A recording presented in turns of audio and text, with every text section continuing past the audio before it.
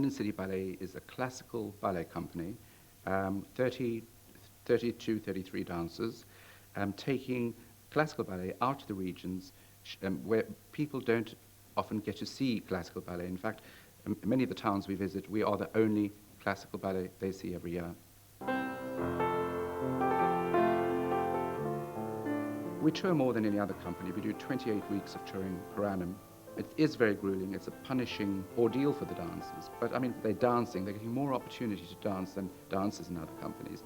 And swapping around roles and being on every night, everybody gets an opportunity to dance. As a company, we're not funded to any great extent by the Arts Council. And the way forward for us has always been sponsorship. We've been very fortunate in having ADT Electronics Security, the largest electronics company in the world, who've been behind us for several years and have enabled us to do some wonderful things. We've built up a repertoire of wonderful full-length ballets through their generosity.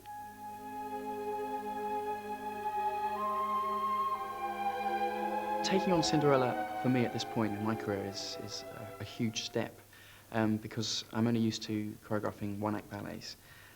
So when the opportunity arose to create a three-act ballet, I obviously grabbed it. Can you keep going round as you're sweeping? Keep walking round.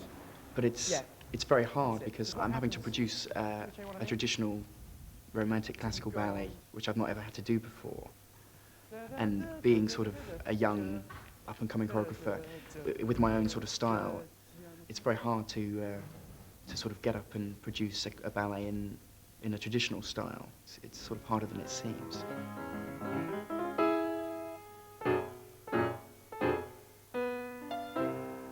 I wanted to make Cinderella more of a sort of romantic love story with real contrast in the way she's treated very badly to the way she's treated very well by the prince, and all the sort of the passionate side of it when she actually meets him and dances with him.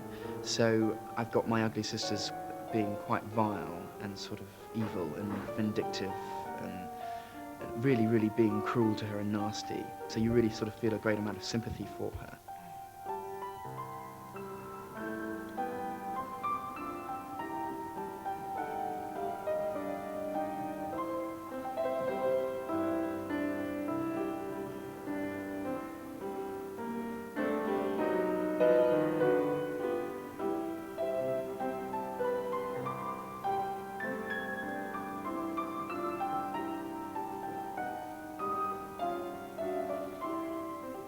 I think what's new about this production is that I've sort of borrowed buttons from the pantomime production of Cinderella.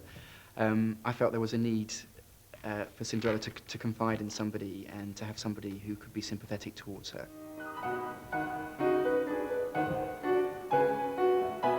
I sort of debated it for quite a while whether it would work bringing him into the classical ballet idiom in it, and I think it works. Choreographically, I think it works because there's a lot of music for Cinderella in the Prokofiev score, and a lot of bright bits of music and new sort of themes. So I bring on buttons when the new themes come in.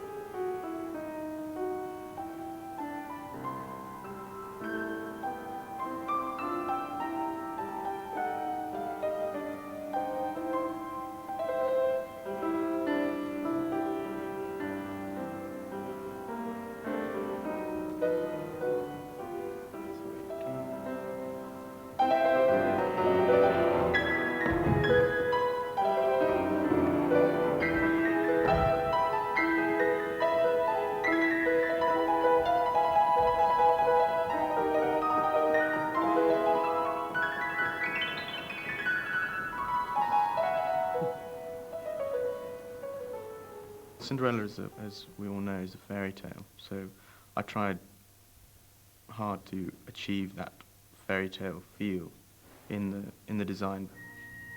We wanted to create a bit of magic that the story of Cinderella has in terms of the fairy godmother and the transformation scene. So we came up with a series of ideas which would be a little bit out of the ordinary but still fit into the classical ballet theme. We tried to achieve a sense of space that was magical. So we then overscaled the flowers and leaves and then trying to create a sense that there's a path which travels through the trees and off. It's twilight, and the fairies are dancing, and they're accompanied also by grasshoppers and dragonflies. And the idea was to try and create a space where Cinderella would be reduced down to their scale, if you like. The oversized flowers is, of course, not a traditional way of designing the transformation scene, but we felt that we needed to create something a little bit more abstract. Okay, 1, 2, 3, 4, 5, 6, 7, 8. 1, 2, 3, 4, 5, 6, down 7, 8, down 1, 2, 3, 4, down 5. Yeah, that wasn't clear. The grasshoppers and the dragonflies are actually probably my only opportunity in the whole of the ballet to actually get across some of my own style as a choreographer. 5, 6, 7, 8. 1, 2, 3, 4, 5, 6, 7, 8. 1, 2, look, 3, 4, down 5. That's better. Because it's a fantasy scene, you know, the whole of Cinderella's living room is suddenly transformed by the fairy godmother into this sort of outdoor wonderland. So it sort of turns into the unreal from being the real. So it's a chance for me to really sort of experiment with some sort of unusual steps and some sort of fun things. And obviously you want to stimulate your audience with lots of patterns and lots of dynamic movement sort of going all over the place. So at that point, when the grasshoppers and dragonflies enter, I sort of am really using the space as much as possible, getting them sort of running and jumping all over the place, as if they're sort of like these bright little creatures that are sort of coming into her life to make it a better place, really. 4, position 1.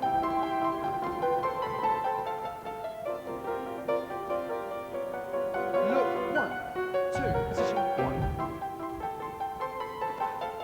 5, 6, 7, 8, and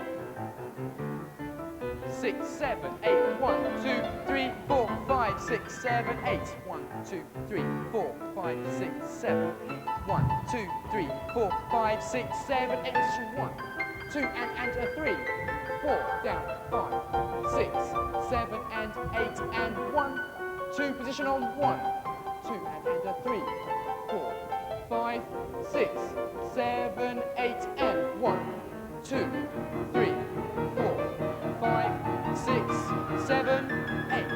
1, 2, 3, 4, 5, 6, 7, 8. 1, 2, 3, 4, 5, 6, 7, 8. Down 1, 2, 3, 4.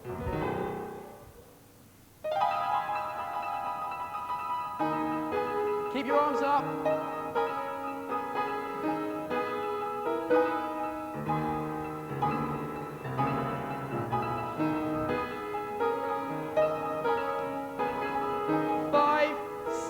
Open 7. 1, 2. Look at fairy godmother. Fairy godmother.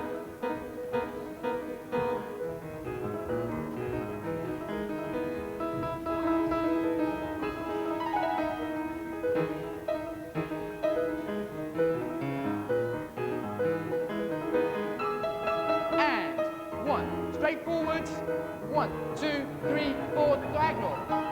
Looking at Cinderella. Jack behind. Soft arms.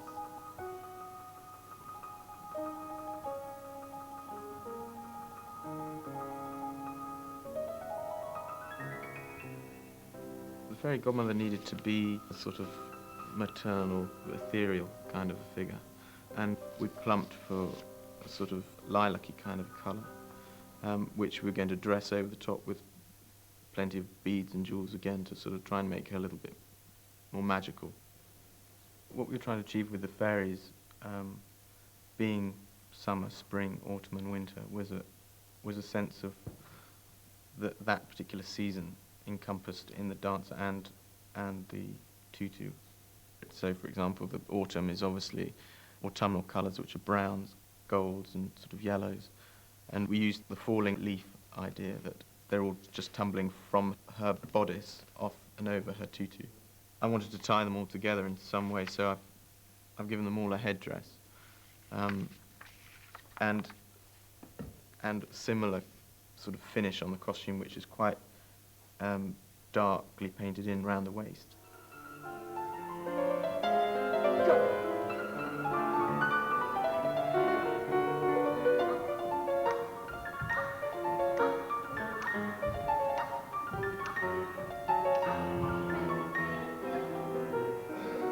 I think at heart everyone's a hopeless romantic, really. So I think when you go to the ballet, especially if you're going to see a love story, especially a famous love story, you know, you really want to be moved. You want to be stimulated in every sense, every emotion. So, you know, to start with, obviously you feel really sorry for Cinderella and you feel very sympathetic towards her. So it's wonderful in Act 2 when she finally gets what she deserves from being a good person. And you bring on this dashing prince and sort of, you know, and she falls into his arms and it's sort of all perfect and wonderful, really.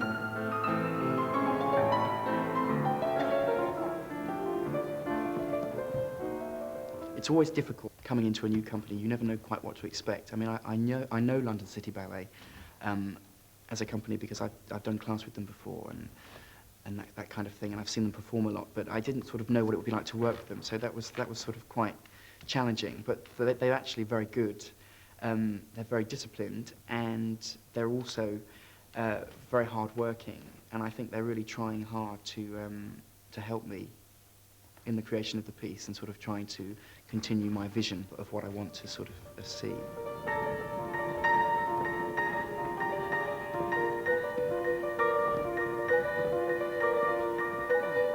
10, 11, 12, and 1.